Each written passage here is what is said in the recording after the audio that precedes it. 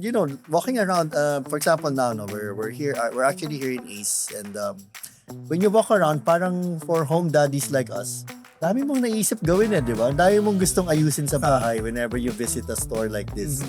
For us, that's personally, parang relaxing yung, pumasok lang dito. Yung tipong wala ka naman planong bilhin. Pasok ka lang, browse ka. Yeah. Tapos nakahawakan mo kasi siya. Yeah. Actually, yun yung importante, Oo, yung tactile niya Nakahawakan mo siya na parang, pag ginawa mo, parang ganda sa grip nito, parang ang sarap i-drill sa padero mo. So parang napaka-relaxing niya. Parang, it's also a way para mag-distress. Ikot-ikot ka lang. Kaso minsan mahirap pagkasama pagkasama yung misis mo, nakakita mo yung body language na nagmamadali. Kaya minsan nag-usap kami, sige, diyan ka muna sa bilihan ng kahit ano, and then dito muna ako, and then magkita lang tayo after.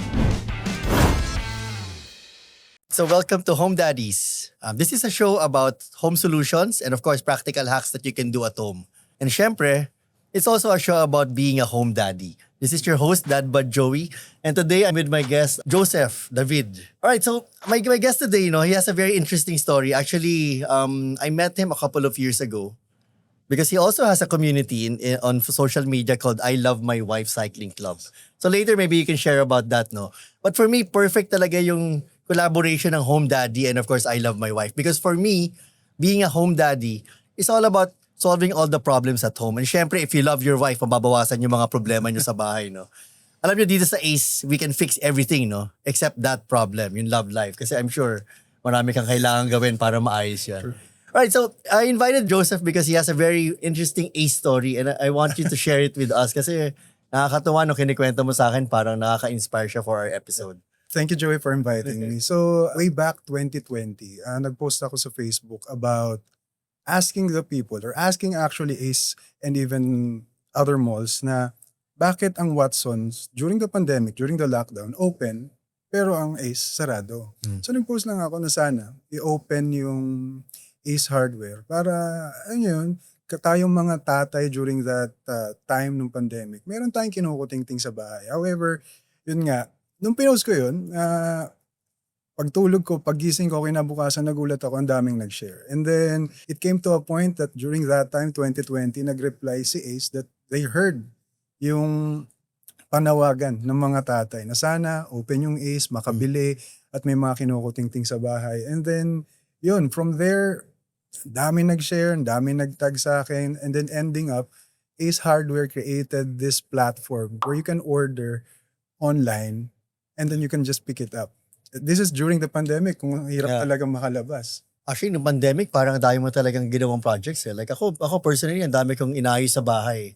And talagang nagamit ko talaga yung pagiging fix-it dad ko dahil every little problem at home, I was able to solve it, no? Yung mga may leak, may pundidong ilaw.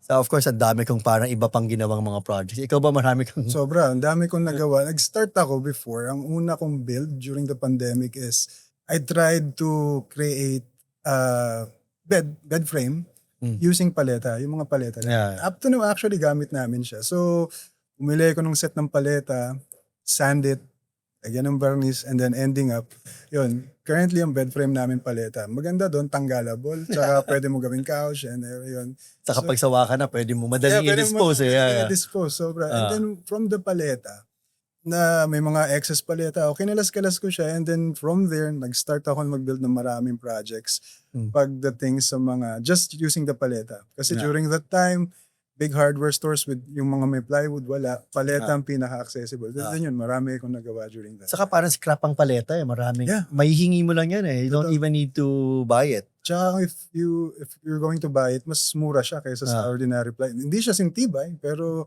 napakaraming projects na pwedeng gawin. Ako, I think nung pandemic ang naging project ko. Ang pinaka-memorable project ko. I also bought it from Ace. I created a water filtration system. Kasi para nung time na yun, paranoid ka Parang, yung water namin, we're getting it somewhere else. So, bumili ako ng parang 3 filter.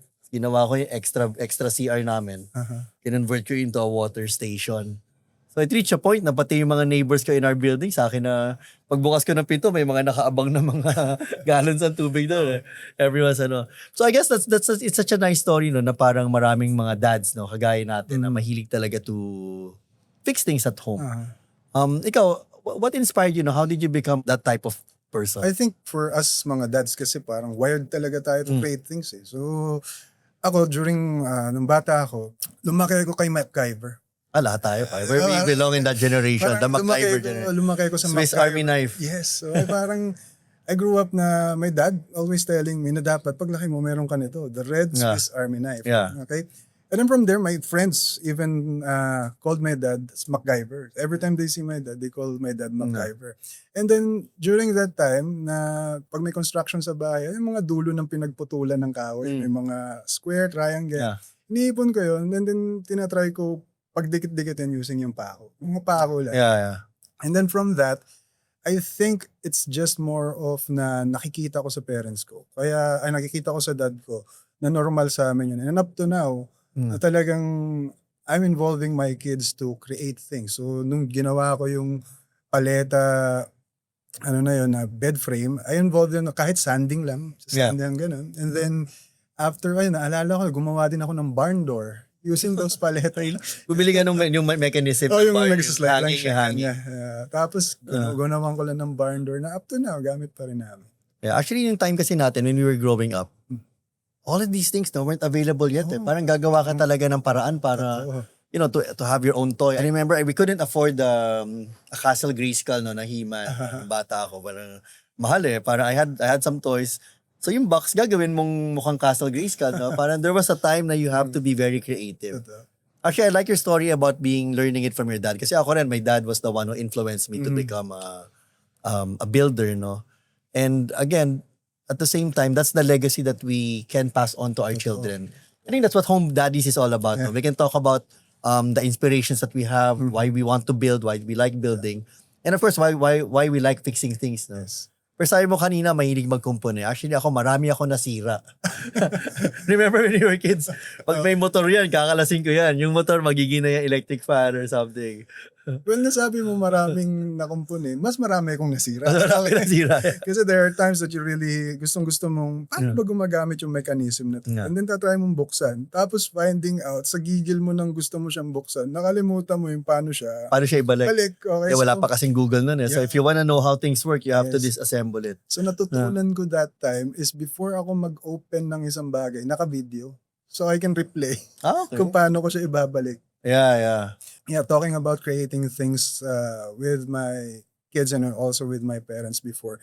And naalala ko, sabi mo gumawa ka ng Grayskull na figure. I mean yung itsura, Home base. Naalala ko yung gumagawa, I think a lot of dads will, especially 90s dad, yung gumagawa ng parang kotse gamit yung gulong as Lata. yung mga lata. Yeah. Doon nagsimula lahat. Ingay yun. Tapos hila-hila mo lang siya, tatakbo ka sa street nyo, tapos gamit lang yung lata. And then during that time, pagka nakagawa ka ng ganun, iba yung tingin sa'yo ng mga kalaro mo. Parang, oh my God, nakagawa siya nun. And then yung mga kalaro mo, magka-try gumawa, and then involving also their dads para makakagawa. Like sa scooter ngayon, di ba? Ngayon nabibili na yun eh. Yung dati ginagawa lang yun. bearing lang. Yeah. Parang it's something that we need to really make sure that we get to pass on to our children. The curiosity, I think, is very important. Like ako, whenever we have something new to assemble, at yung mga cabinet, gano'n, bili ka sa shop, tas biglang, pag-deliver, I make sure that my son is there. No? Siya, yes. Kahit tagahigpit lang siya ng tornilyo, as long as he has an understanding of how a screwdriver works. Or I guess what's the difference between a Phillips and a flat screw? Actually, these terms, napaka-nerd niya, pero Totoo. it's something that we need to pass on to our children. Ang sarap ng bagay na yun, parang, paabot nga ng screwdriver. Which one that? The flat one or the Phillips? Yeah. Ang sarap sa feeling bilang tatay na, oh my God, hindi cross yung sabi niya. Sabi niya Phillips. So, naiintindihan niya. Ako nung bata ako, alam mo yan, pliers, vice grip. Actually, ngayon naghahanap ako ng magandang quality vice grip. I'm sure meron yan dito sa Ace. So, maybe later I can look. Bro, can I ask you, for you, if you're gonna start, if you want to inspire other dads to become a fix-it dad, of course, what are the essential tools? Yung parang for you, yung mga must-haves. Ikaw, anong favorite mo na kailangan meron? Ako, must-have ko talaga, even way before and during the time na yung dad ko pa gumagamit, though wala pa nito noon, is cordless drill. Cordless It can be a cordless drill or an impact drill. Kasi currently, right now, ang dami mo siya magagawa with that single tool eh. Yeah. Dami mo magagawa. Hindi mo na kailangan minsan magpako kasi you can just buy a screw, then drive. Yeah. So, ang dami mo So, magagawa. ang laking innovation ng cordless eh. I Yeah. think that really changed the game. Kasi I remember before, kasama yan, pag-aaralan mo pa kung saan dadaan yung cable para Yes. hindi ka matapilok or Totoo. yung safety aspect ng cordless. No? Tsaka yung pagtanggal lang ng drill bit before na naka-cord. Diba? Yeah. Parang nung bata ako, di ko matanggal yun kasi Mm. higpit eh. Ngayon, hawakan mo lang Saka pag ganyan, nag-loose tapos yun, reverse mahirap mo. pag nag-loose Yes. yung gear nun. So, yun yung talaga. Nung bata ako, na-amaze ako. Sabi ko, one day, matatanggal ko rin yung drill bit na yun. Yeah. And then yun nga, napakaraming mong magagawa pagdating sa, kung meron kang impact or cordless drill sa bahay. Impact drill. Ako actually, ang favorite ko, and for me, is a must-have is this. No? A proper tape measure. Yan eh. Kasi parang for me, pag nasusukat mo yung lahat ng bagay, makaka-imagine ka na eh. Di ba? It Okay. gives you a perspective on how far something, how wide, how big. So may imagine mo yung build mo. And yung mga to, yung mga 26 feet, actually naalala ko yung dad ko before, meron siyang metro. I can still remember it. I'm sure nakakita ka na nun. Yung parang silver siya. Masusukat Ayan, ka pa dun eh. Masusukat ka pa. Ano yan? Pag bumalik yan, maano ka. But, and you have to stick to just one metro per project. Kasi iba-iba siya eh, di ba? Totoo, Hindi siya point something accurate. Totoo. So kung ano yung ginamit mo, dapat yun na yung ginagamit mo for... Sa lahat ng project. Yung metro ko nga ngayon, I was just looking at it this morning. Sabi ko, papamana ko to sa anak ko kasi, you know, it's something na, you know, kumbaga, it's a legacy, no? It's a legacy tool. With that, I wanna unbox something now. I wanna see what's inside this box because they gave us this box to open and let's see what's inside it. Oh wow! Speaking of, Speaking of, okay. yes, you have this, power drill. So this is a power drill. Para sa mga nagtatanong kung ano yung pinag-uusapan namin kanina, kung ano yung sinasabi ni Joseph na cordless impact drill. So this one has a battery, no? Battery operated. You just charge it. Then you can use it as a screwdriver. You can use it as a drill. This works kaya for concrete and wood, I guess, no? Yeah. May hammer feature siya eh. The thing about this lang talaga pagka impact drill is talagang mag-iingat ka sa settings mo. Kasi pag ginamit mo siya for screw, it can ruin the screw itself eh. So yun nga. So yun yung mga watch out sa impact. Yeah, oo. Kailangan conscious ka dun sa... Lalo na paghigpit. Kasi Paghigpit. minsan pagka hindi maganda yung thread, tapos pinilit mo siyang, binaril mo siya ng isa, masisira niya yung thread. So, ayan. But the thing dito, talagang... Parang if you're gonna start collecting your power tools, I guess it's nice to start with an impact. Yes. Kasi yan yung parang pinaka-multi-use you can drill. Yung pagka nga may barena ka sa bahay, parang ang dami, hindi mo na kailangan ng handyman eh. Kasi ang dami mong pwedeng gawin eh. Magsabit ng mga frames, fixing things. Marami akong kaibigan na gano'n eh, na parang napaka-big issue for them yun to drill stuff. Minsan nga tatawagan ka pa, papapuntahin ka. Ang gusto ko maganda sa impact drill is mainly, kaya niya sa pader. Kaya niya sa pader. Sa semento. Pag kasi normal drill lang or normal cordless drill lang, hindi siya nakakabutas ng semento. At least, Saka iba-iba yung talim niyan. Iba yung talim ng batog, saka iba yung talim ng kahoy. yes. Okay, Kailangan very conscious ka doon. Talaga napaka-importante niyan para sa akin. Kung meron pa akong isa na tool na must have sa bahay, that would be the jigsaw. Kaya. Kasi yun naman, Hindi mo ba mamimiss yung workout? medyo mahina kasi ako. Mahina ako sa tawag dito sa sukat. Yung diretsong line, medyo mahina ako sa ganun. At least yung jigsaw, mas madali mo siyang idiretso. Kasi hirap ako maglagari ng straight line. Yun yung frustration ko up to now actually. Naglalagari ka. Alam mo yun, yung wala ang room for error kasi pagka nagkamali ka dun, bibili ka ng Meron isang kang guide. malaki. Lalagyan mo ng guide para diretso. Speaking of projects, no, what's your dream project? Like if you were to build something now. Napakagandang tanong yan. Okay. If I'm going to build something now, dream project ko talaga log cabin. A full log cabin? Full log cabin, tas off the grid, self-sustaining. Talagang solar powered or if not solar powered, yung meron kang parang hydro powered. Yeah. Something to sustain, no? So, tapos off the grid, tapos self-sustaining, meron kang aquaponics and then everything. Yun yung dream project ko. Talagang, kasi at the end of parang sarap mag-retire sa ganun, tapos wala kang ibang... Kasi alam mo, ikaw yung gumawa. Yes. No, kasi in other countries, they do it, Like it's only in the Philippines where we don't build our own homes. Yun nga. Di ba?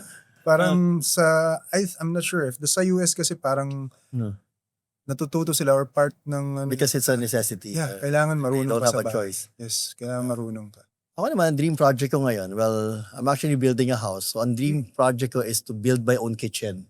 Kitchen. Kasi mahilig rin ako magluto eh. Yeah. Sobrang namamahalan ako doon sa mga kitchens, no? Oo. Sabi ko, I could probably build this, yung laminate, buy a table saw, and kasi pag pinag-aralan mo, ngayon, you can learn anything on YouTube eh, di ba? Parang it's all available. So marami kang pwedeng gawin. And walking around, for example now, no, we're here, we're actually here in Ace, and when you walk around, parang for home daddies like us, dami mong naisip gawin di ba? Dami mong gustong ayusin sa bahay whenever you visit a store like this. Actually, for us, that's personally, parang relaxing yung, pumasok lang dito. Yung tipong wala ka naman planong bilhin, papasok ka lang, browse ka. Yeah. Alam mo yun, tapos nahahawakan mo kasi siya. Yeah. Actually, yun yung importante na yung tactile niya eh. Oo, nahahawakan mo siya na parang, pag hinawakan mo, parang ganda sa grip nito, parang ang sarap i-drill sa pader. Yung mga ganun. So parang napaka-relaxing niya. Parang, it's also a way para mag-distress. Kapag nasa loob ka ng Ace Hardware na, ay kita mo lahat. And then, they are, talaga, naka-segregate lahat. Kung ano yung need mo, makikita mo. You know where to find it. It's easy to find the solutions. No? Actually, ako before, when I was still working in Makati, yan yung pastime ko pag afternoon. Kung wari, sobrang, I need to relax my brain. Ganun. I go to Greenbelt 1. Ikot-ikot ka doon. Ikot-ikot ka lang. Kaso minsan mahirap pagkasama. Pagkasama yung misis mo, nakakita mo yung body language na nagmamadali na. Kaya minsan nag-usap kami, sige, diyan ka muna sa bilihan ng kahit and then dito muna ako, and then magkita na lang tayo after. It's really parang a safe space for us dads, no? For us guys. May kids, lagi kong pinapasok sa Ace kasi dito may mga, kunwari, may tawag dito, power washer na pwede lang laruin. And then, yung demo, actually, we need more of that, no? We need more of those actual demo na pwede mo gamitin. Kasi nga, mas, number one, you get the feel, the tactile feel. And number two, with the kids, nafe-feel din nila na parang normal na ganito dapat yung ginagawa ng mga... Naalala ko yan, nakita ko rin yan yung cordless na water pressure washer, no? Galing na nakita ko siya, parang wow, suddenly you don't have to worry about the wire. Yes. So, I guess napakagandang pakinggan, no, yung mga kwento ng mga dads, especially about how we try to solve problems in the house. Of course, when you live in a house or any type of house, parating magkakaroon ng mga problems yan eh. Yeah. Like ikaw, what's the parang most common problems that you always encounter? In terms of building, yung mag-store ng mga gamit, medyo, yun nga, pag medyo naparami ka na ng bili, kailangan meron ka rin enough storage kung saan mo siya ilalagay. Especially yung isang screw lang yung kailangan mo, pero kailangan bumili ng marami. Kailangan may proper storage. In terms naman, common problem na encounter ko sa bahay is yun nga, yung pagbubutas ng pader. When you try to drill holes sa bahay.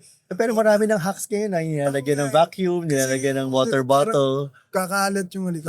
Tapos by the end, gagawa ka lang ng sabitan ng picture frame, ang dumi-dumi na ng buong paligid. Pero yun nga, may mga hacks ngayon, may vacuum. Yun. Saka hindi madali magsabit ng picture frame. Actually, it's a science. There's a lot of math involved. Yes. Kasi kailangan mo i-measure yung pangsabitan doon sa frame, kailangan mo i-measure dapat tama yung drill mong area, hindi malapit sa wires. Speaking of storage, no, actually, the other day lang, I was thinking about buying my son his first toolbox. Yeah, okay. Kasi nung bata ako, may toolbox din ako, naalala ko, color yellow pa yung toolbox ko. Wala lang, para to introduce to him the concept of compartmentalizing things and actually storing and taking care of the tools that he has now, no? I wish I kept all the tools that I had from when I was a kid.